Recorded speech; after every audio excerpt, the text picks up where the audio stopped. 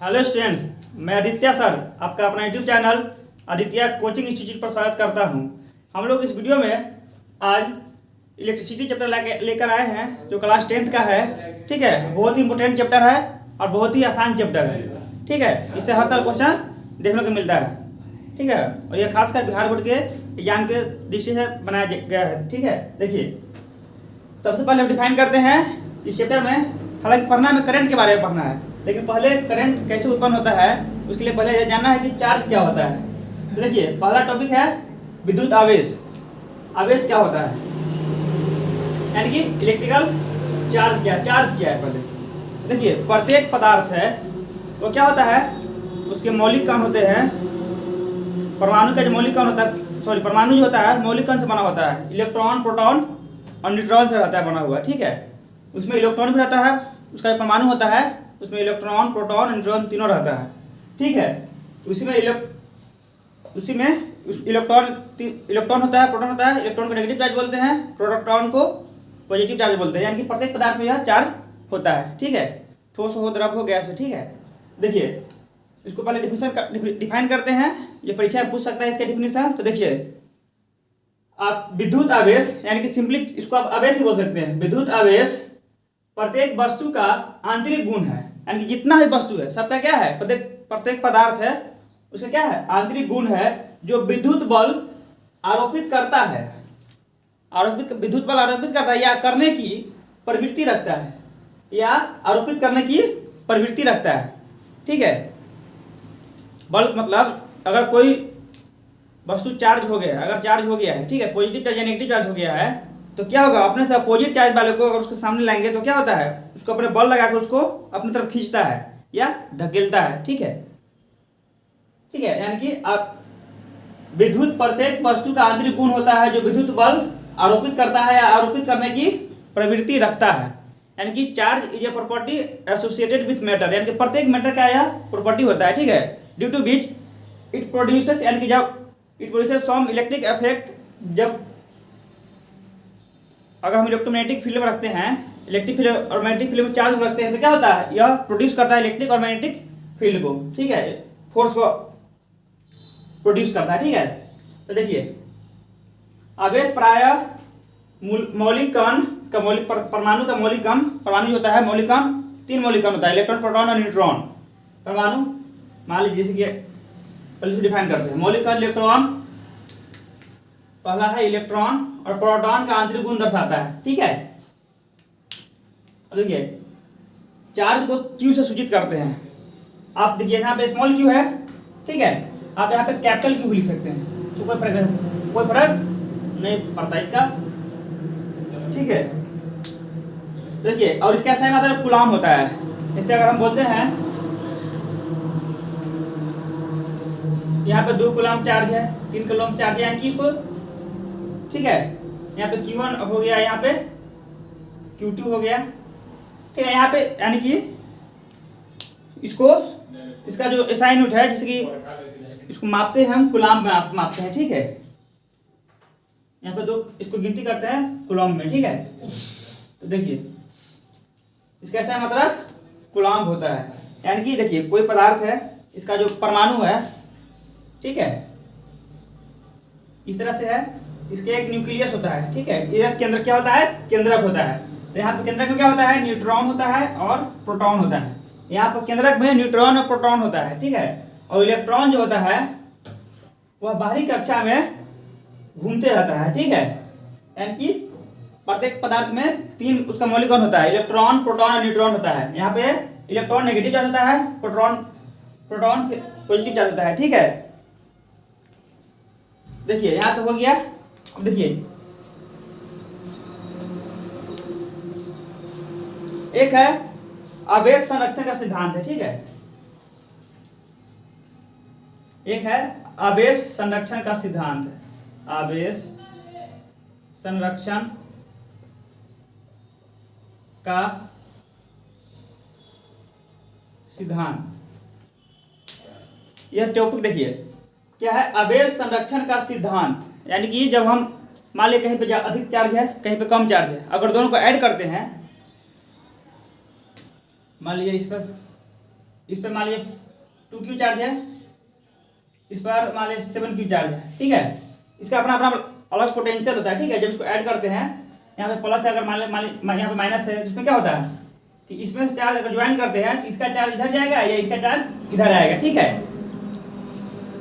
तो क्या होता है कि चार्ज, लेकिन टोटल चार्ज इस पर क्या है, -5 है ना, ठीक है। तो अगर मिलाने के बाद भी अगर चार्ज इधर से उधर चला गया, उसके बाद भी तो टोटल चार्ज क्या होगा, मान लीजिए अंतिम में कुछ चार्ज बचता है, Q1 इस पर आ गया, Q2 इस पर आ गया, तो अंतिम में दोनों का वैल्यू कितना आएगा, -5 ही आएगा, ठीक है। यानी कि चार्ज को हम हमेशा संरक्षित रखते हैं। चार्ज ना तो बढ़ेगा ना किसी में घटेगा, बढ़ घट सकता है, लेकिन टोटल जो नेट होगा वह सेम रहता है, ठीक है।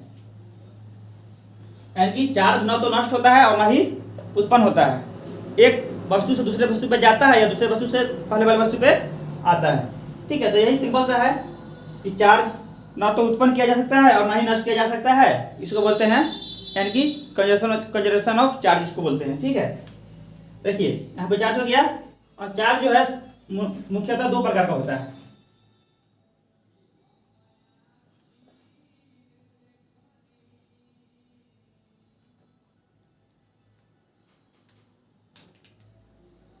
आवेश जो होता है 2 प्रकार का होता है।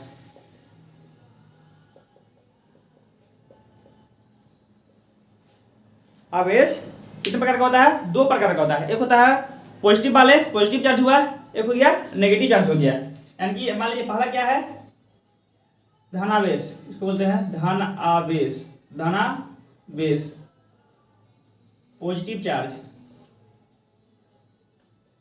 एक होता है ऋणावेश यानी कि नेगेटिव चार्ज, ठीक है। मान लीजिए जैसे यहाँ पे कहीं पे 2q चार्ज है, सॉरी मान लीजिए 3q लिखा हुआ है, यहाँ पे -7q चार्ज है, ठीक है। तो यहाँ पे क्या हो गया, +3q हो गया, कुछ नहीं, उसका मतलब क्या है, +3q चार्ज है, और यहाँ पे क्या है -7q चार्ज। यानी कि चार्ज आपको 2 प्रकार के मिलेगा, या तो पॉजिटिव या नेगेटिव चार्ज मिलेगा, ठीक है। इनकी चार्ज को हम 2 प्रकार से डिफाइन करते हैं, ठीक है। ठीक है, चार्ज 2 प्रकार के होते हैं, लेकिन देखिए यहाँ पे ध्यान देने वाली बात है, मान यहाँ पे नोट हम लिख दिए, चार्ज 2 प्रकार का तो होता है, लेकिन देखिए यहाँ पे पहला है, उसका गुण होता है चार्ज का, पहला गुण है कि अगर सेम चार्ज है, इस मान लीजिए यहाँ पे लिखा हुआ है, यहाँ पे 4q चार्ज है, और यहाँ पे लिखते हैं, यहाँ पर 8q चार्ज है, यहाँ पर 5q चार्ज है, ठीक है।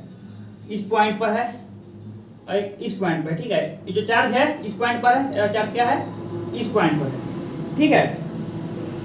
तो देखिए 2 चार्ज है, ये भी पॉजिटिव चार्ज है, यह भी पॉजिटिव चार्ज है। तो चार्ज का गुण होता है कि जो सेम चार्ज होता है, जब 2 धनात्मक चार्ज रहता है, यानी कि समान आवेश,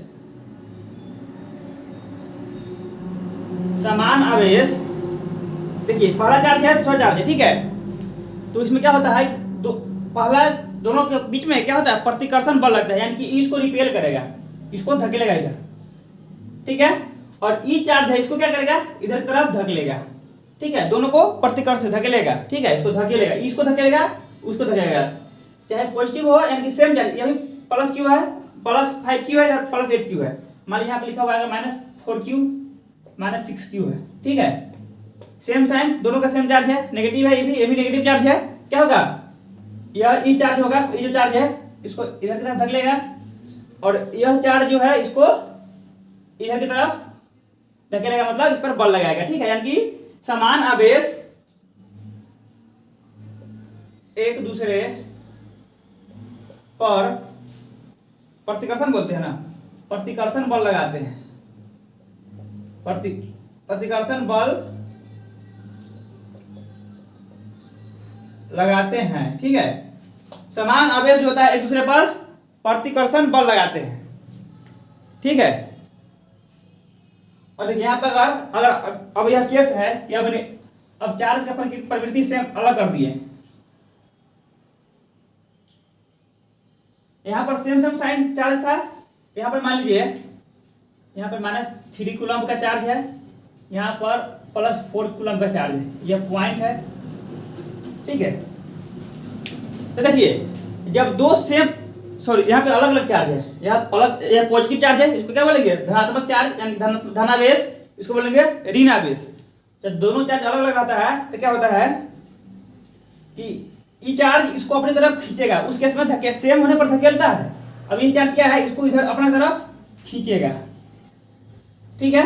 और ई वाला जो है नेगेटिव है, क्या पॉजिटिव वाला को खींचेगा। यानी कि जब चार्ज की प्रवृत्ति दोनों अपोजिट रहता है, यानी कि एक पॉजिटिव है एक नेगेटिव है, तो क्या होता है दोनों के बीच में आकर्षण बल होता है, दोनों अपने आप अट्रैक्ट करता है, एक दूसरे को अपनी तरफ अट्रैक्ट करता है। यानी कि असमान आवेश एक दूसरे को आकर्षित, यानी कि एक दूसरे पर आकर्षण बल लगाते हैं। यानी कि सेम चार्ज रहेगा तो एक दूसरे को धकेलेगा, यानी कि फोर्स लगाएगा, मतलब रिपेल करेगा, प्रतिकर्षण बल लगाएगा। अगर सेम चार्ज अपोजिट चार्ज है तो अट्रैक्ट करेगा अपने तरफ, ठीक है, अपने तरफ एक दूसरे को अट्रैक्ट करते हैं, ठीक है। यह चार्ज का प्रॉपर्टी हो गया। इसको आप नोट भी करते रहिए बुक में, ठीक है। ऐसे अगर आप PDF हमको दे देंगे आपको, ठीक है। यह बेसिक बात है, हालांकि चैप्टर स्टार्ट करंट से होता है, लेकिन यह जाना जरूरी है, ठीक है। अब क्या है,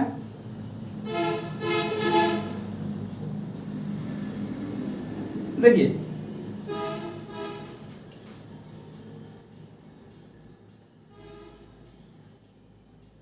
यहां पर ध्यान देने वाली बात है कि एक इलेक्ट्रॉन, ठीक है, एक इलेक्ट्रॉन पर कितना चार्ज होता है, यहां पर ध्यान रखना है। एक इलेक्ट्रॉन पर, जैसे वास्तव में घूमता तो इलेक्ट्रॉन है, ठीक है। तो एक इलेक्ट्रॉन में जानते कितना चार्ज होता है, एक इलेक्ट्रॉन पर जो चार्ज होता है क्या होता है, 1×10⁻⁻⁹ कूलम्ब का चार्ज होता है। चार्ज को कूलम्ब से सी से इसको सूचित करते हैं, बताया शुरू से बताया है। एक इलेक्ट्रॉन पर इतना चार्ज होता है, ठीक है। तो 2 इलेक्ट्रॉन पर कितना हो जाएगा, 2 गुना इतना कर देंगे। 3 इलेक्ट्रॉन पर कितना चार्ज हो गया, 3 गुना इतना करेंगे, ठीक है, 1×10⁻⁹ कूलम्ब। उस प्रकार से अगर n इलेक्ट्रॉन है तो कितना करेंगे, n गुने इतना इलेक्ट्रॉन चार्ज, ठीक है। यानी कि टोटल चार्ज कितना हो जाएगा, अगर एक इलेक्ट्रॉन पर, इसको याद रखिएगा, हमेशा परीक्षा में डायरेक्ट आएगा क्वेश्चन। पिछले साल या पिछले वर्षों में बहुत बार पूछा हुआ क्वेश्चन है कि एक इलेक्ट्रॉन पर कितना आवेश होता है, 1.6 × 10⁻⁹ कूलम्ब की चार्ज होता है एक इलेक्ट्रॉन पर। तो 2 पर इतना हो जाएगा, 2 गुना कर देंगे, 3 पर इतना कर देंगे, 4 पर इतना बोलेंगे, 50 पर इतना करेंगे, उस 50 गुना करेंगे। तो n इलेक्ट्रॉन अगर है, यानी कि इसको जनरलाइज करके लिखेंगे, अगर क्या हो जाएगा, इसको अगर जनरलाइज करेंगे क्या हो जाएगा, n इलेक्ट्रॉन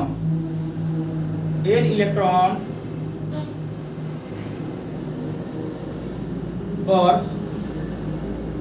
कुल आवेश क्या हो जाएगा, n गुने e, यानी कि ne कूलम्ब चार्ज हो जाएगा, ठीक है, कूलम्ब, ठीक है। यानी कि यहां से फॉर्मूला क्या आया, Q बराबर n × E। यह फॉर्मूला को आप लोग याद रखिएगा, ठीक है। टोटल चार्ज क्या हो जाएगा, Q बराबर Ne, कुल आवेश क्या हो जाएगा, Q बराबर Ne, ठीक है, ne कूलम्ब। यानी आपसे कहा जाए कि 12 इलेक्ट्रॉन पर कितना चार्ज हो जाएगा, क्या हो जाएगा, 12 गुने एक इलेक्ट्रॉन में कितना होता है, 1.6 × 10⁻⁹ कूलम्ब, इतना चार्ज टोटल हो जाएगा, ठीक है, ठीक है। इस तरह से बनाइएगा आप लोग, ठीक है, न्यूमेरिकल मिलेगा इस तरह से आपको ज्ञान में, ठीक है।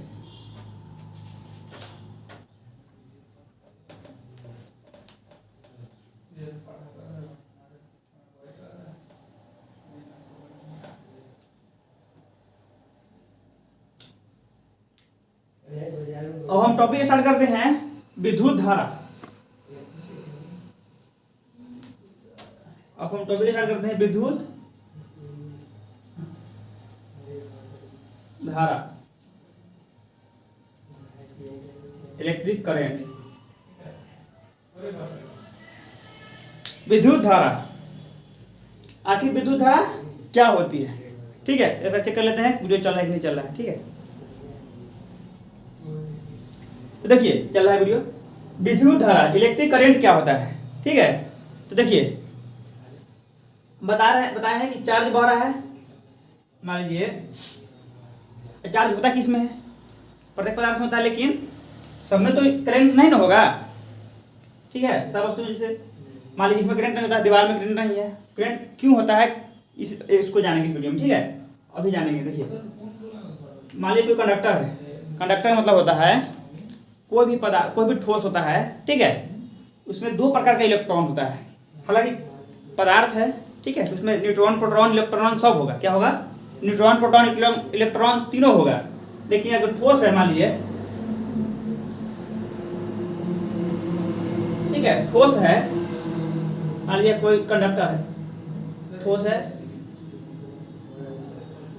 ठीक है, इसमें इलेक्ट्रॉन, प्रोटॉन, न्यूट्रॉन सब है, लेकिन विद्युत धारा सिर्फ इलेक्ट्रॉन की वजह से होता है।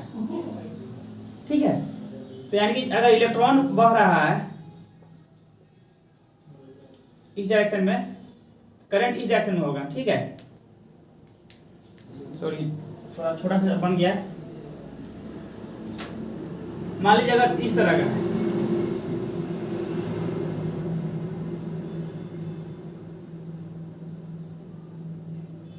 ठीक है, यह क्या है? यह एक चालक है, यानी कि कंडक्टर है। ठीक है, धातु का जो है कंडक्टिंग मटेरियल है। ठीक है, इसमें क्या होगा? इलेक्ट्रॉन, प्रोटॉन, न्यूट्रॉन सब रहता है। ठीक है, तो देखिए क्या है कि इसमें करंट धातु में होता है, इलेक्ट्रॉन की वजह से ही होता है। इसमें दो प्रकार के इलेक्ट्रॉन होता है। एक तो होता है करंट बहने के लिए इलेक्ट्रॉन का मूवमेंट जरूरी है। ठीक है, मान लीजिए हम इलेक्ट्रिक फील्ड दिए, इसमें इलेक्ट्रॉन, दो प्रकार के इलेक्ट्रॉन होता है। एक होता है संबद्ध इलेक्ट्रॉन और एक होता है मुक्त इलेक्ट्रॉन। तो कंडक्टर में क्या होता है?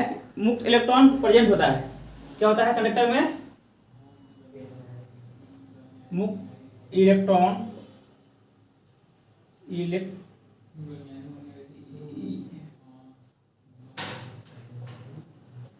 इलेक्ट्रॉन और एक होता है संबद्ध इलेक्ट्रॉन। ठीक है,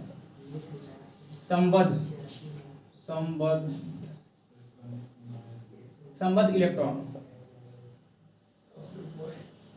ठीक है, तो इलेक्ट्रॉन दो प्रकार का होता है कंडक्टर में। एक होता है मुक्त इलेक्ट्रॉन, जो मूव करने के लिए, यानी कि इसका गति इस तरह से, जो हमेशा अगर इसको इलेक्ट्रिक फील्ड दे दिए, अगर इसमें इलेक्ट्रिक फील्ड दे दिए तो क्या होता है? मूव करने लगेगा।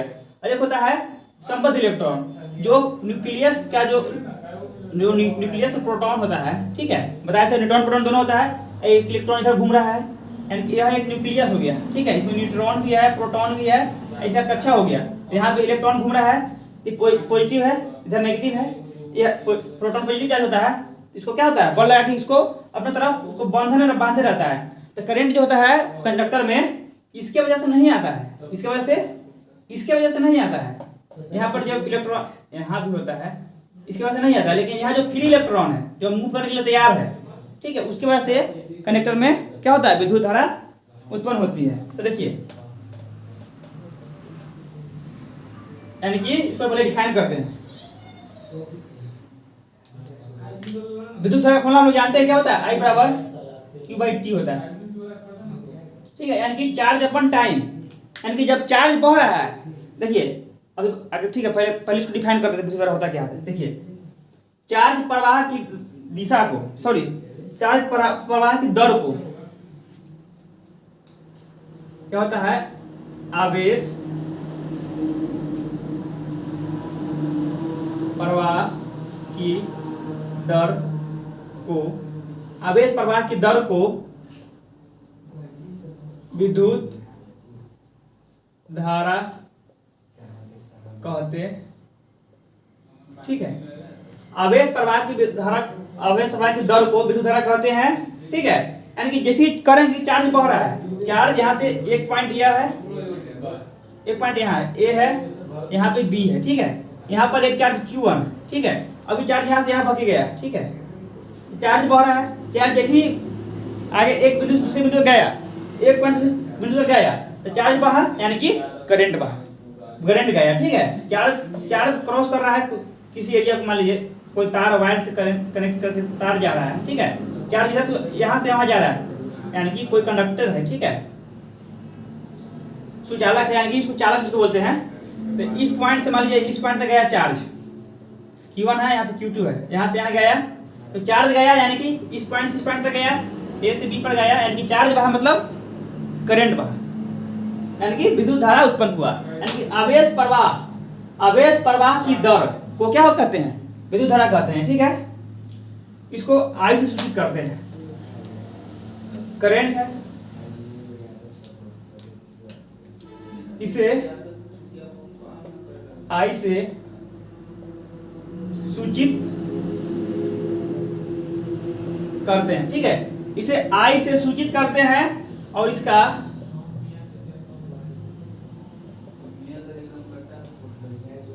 ऐसा ही मात्रक क्या होता है, एम्पियर होता है, एम्पियर, इसका ऐसा ही मात्रक एम्पियर होता है। आपको इसके बारे में नहीं जानना है, ठीक है, बाकी जब हम पढ़ाएंगे ओम्स लॉ उस पर करंट को और बढ़िया से समझाएंगे, ठीक है, अभी फिलहाल में इसको डिफिनेशन इसी बता दें, ठीक है। लेकिन देखिए विद्युत धारा सीधा याद रखिए, यानी कि क्या हुआ, आवेश प्रवाह की दर को विद्युत धारा कहते हैं, आवेश बह रहा है, यानी कि फॉर्मूला क्या हो गया, विद्युत धारा, यानी कि विद्युत धारा क्या हो गया, दर मतलब टाइम, ठीक है, टाइम रिस्पेक्ट होता है, विद्युत धारा क्या हो जाएगा, आवेश टाइम क्या है, समय, ठीक है, तो विद्युत धारा यानी कि I बराबर Q/T, इस फॉर्मूला को आप लोग याद रखिएगा, ठीक है, ये क्वेश्चन डायरेक्ट आएगा एग्जाम में आपको, इस पर बेस्ट बहुत क्वेश्चन आएगा, ठीक है। विद्युत धारा क्या होता है, आवेश प्रवाह, यानी कि जो चार्ज बह रहा है, ठीक है, तो शॉर्ट लिख दिया है, आवेश जो बह रहा है बटा में टाइम तो हमेशा बदलते ही रहता है, तो टाइम तो हमेशा बदलते रहता है, मेन दिक्कत क्या है, आवेश बदलना चाहिए, जैसे ही आवेश बहा, आवेश यहाँ से वहां गया, अपना स्थान को बदला, वैसे ही क्या हो गया, करंट उत्पन्न हो जाएगा, ठीक है। तो जैसे ही आवेश फ्लो हो रहा है, यानी कि आवेश का फ्लो हो रहा है, आवेश यहाँ से यहाँ जा रहा है, इसका मतलब क्या है, करंट उसमें उत्पन्न हो गया, तो टाइम तो हमेशा निरंतर है, बदलते ही रहता है, ठीक है। तो अभी फिलहाल इतना ही जानना है। देखिए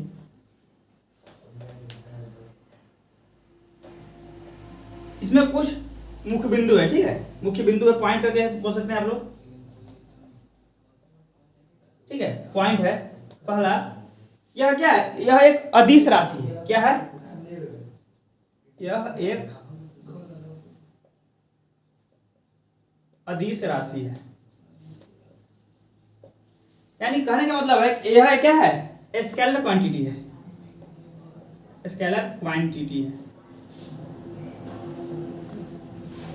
यानी कि यह सिंपल इसको जोड़ घटाव कर सकते हैं, जैसे मान लीजिए यहाँ पे 5Q है, 5Q चार्ज है, यहाँ पे 2Q चार्ज है, -2Q है, इसको दोनों जोड़ना है तो क्या करेंगे, सिंपल जोड़ घटाव कर सकते हैं, यानी कि कितना हो गया, 3Q चार्ज हो गया। लेकिन आप लोग जानते हैं कि जो सदिश होता है उसको सिंपल नहीं जोड़ सकते हैं, मान लीजिए कोई अगर इधर है, अब कोई अगर सदिश है, देखिए यहाँ पे क्या लिखा, अदिश, ध्यान दीजिए, अदिश है, ठीक है, स्केलर है, अगर यह वेक्टर रहता, सदिश रहता, और एक फोर्स इधर है और एक फोर्स अगर इधर रहता, अगर दो तरफ रहता है तो सिंपल नहीं, अगर मान यहाँ पे 5 न्यूटन का है, यहाँ पे 2 न्यूटन का है, तो आप ऐसा नहीं बोल सकते इस बिंदु पर टोटल बल 2 × 5 7 न्यूटन का फोर्स लग गया, ऐसा नहीं कर सकते हैं, ठीक है। यह एक अदिश राशि है, इसका फायदा है कि सिंपल इसको जोड़ घटाव कर सकते हैं, गुणा भाग कुछ भी कर सकते हैं इसमें, ठीक है। दूसरा है, देखिए,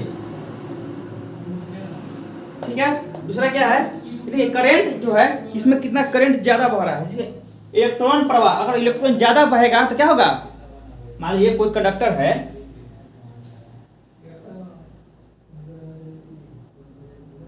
इसमें इलेक्ट्रॉन बह रहा है, ठीक है, इलेक्ट्रॉन इस तरह इस गति में जा रहा है, ठीक है। इलेक्ट्रॉन अगर इधर तरफ जा रहा है, ठीक है, इलेक्ट्रॉन अगर इधर जितना ज्यादा जाएगा, जिधर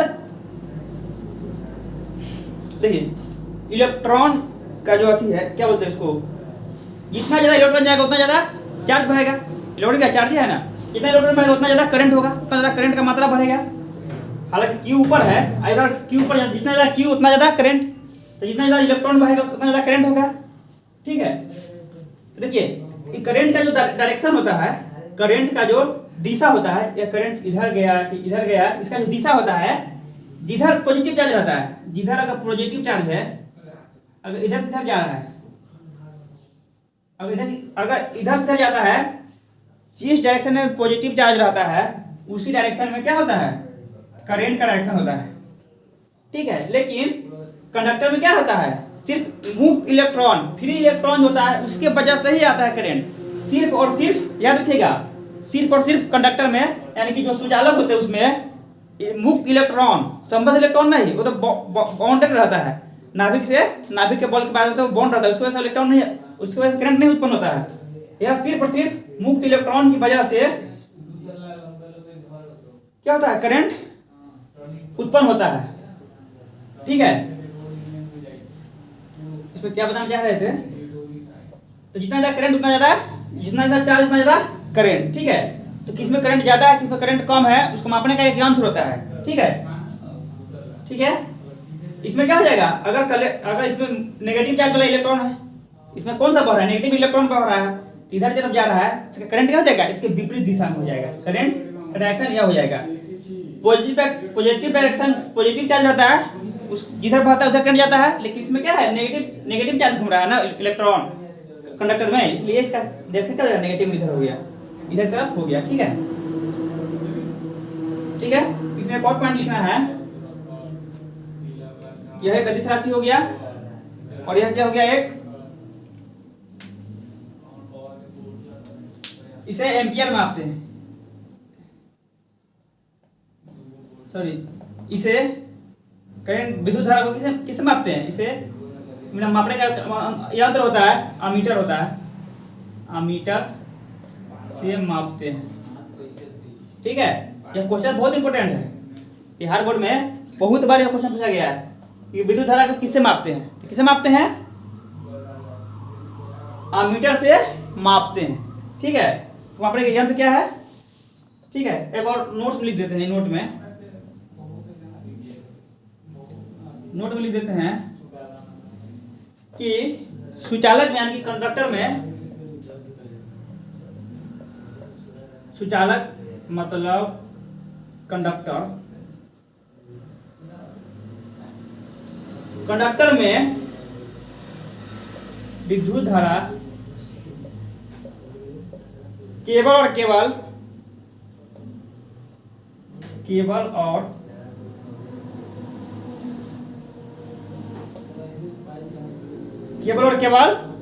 मुक्त इलेक्ट्रॉन, इसको लिखिएगा बढ़िया से, इन्वर्टेड कॉमा लिख दिए, मुक्त इलेक्ट्रॉन केवल क्या, मुक्त इलेक्ट्रॉन की वजह से उत्पन्न होता है, कि वजह से उत्पन्न होता है, संबद्ध इलेक्ट्रॉन यानी कि बाउंडेड इलेक्ट्रॉन की वजह से नहीं।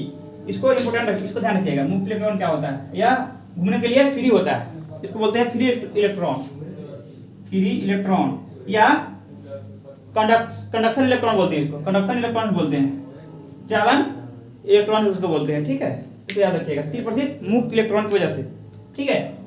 और उसको पढ़ाने के बाद इस पर इंपॉर्टेंट क्वेश्चन देंगे, ऑब्जेक्टिव जो फिर पूछा गया है और अभी तक कितना पूछा है और किसके पूछने की संभावना है उसको बनाएंगे, ठीक है।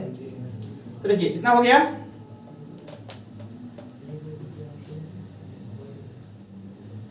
इसको आप लोग नोट करके याद रखिएगा, यह एग्जाम के लिए सफिशिएंट है, इससे बाहर क्वेश्चन नहीं आएगा, ठीक है। देखिए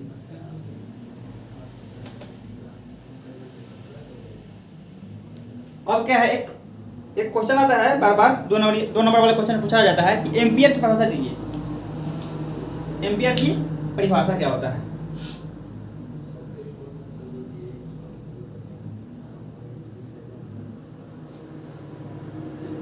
एम्पियर की परिभाषा। एम्पियर की परिभाषा क्या है?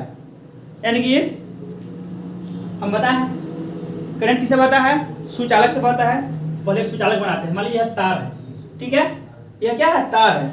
इसमें इलेक्ट्रॉन बह रहा है, नहीं दिखाई दे रहा है, इसको जूम करके बड़ा से करते हैं, ठीक है। तो मान लीजिए तार क्या है, वो जूम किए, बड़ा से कर दिए, तब मान लीजिए तार क्या होगा? इस प्रकार का तार है, ठीक है, कुछ मोटाई है, ठीक है। यहाँ पे कुछ सरफेस एरिया भी होगा, यहाँ पे पृष्ठ क्षेत्रफल है, अनुप्रस्थ पृष्ठ है, ठीक है। तो यानी कि यह पृष्ठ ऐसा सब जगह है, ठीक है, ठीक है। तो हम जानते हैं कि आई बराबर क्या होता है? क्यू बटे टी होता है। क्या होता है? आई बराबर क्यू अपॉन टी। यानी कि यहाँ पे देखिए 1 एम्पियर की परिभाषा हुआ। क्या हुआ? 1 एम्पियर। अधिकतर क्वेश्चन रहता है 1 एम्पियर की परिभाषा लिखना है, ठीक है। इसका मतलब क्या हुआ कि किसी अनुप्रस्थ काट है, ये क्या है? कंडक्टर। पहले तो चालक होना चाहिए, यानी कि किसी एक चालक से किसी एक समय में, 1 सेकेंड में, यानी कि टाइम सेकेंड में होना चाहिए, ठीक है। ये फॉर्मूला इसमें क्या है? ये कूलम होता है और ये क्या होता है? सेकेंड में होता है। क्या होता है? टाइम क्या होना चाहिए इसमें? सेकेंड में होना चाहिए। तो किसी चालक से, ये क्या है? चालक है, चालक मटेरियल है, कंडक्टिंग मटेरियल है। चालक से 1 सेकेंड में उसके उसमें कितना इलेक्ट्रॉन बहा? कितना? 1 इलेक्ट्रॉन, ठीक है। सो उत्पन्न जो किसी चालक में 1 सेकेंड में एक चार्ज को प्रवाहित करने पर जो करंट उत्पन्न होता है, विद्युत धारा उत्पन्न होता है, उसको क्या बोलते हैं? 1 एम्पियर बोलते हैं, ठीक है।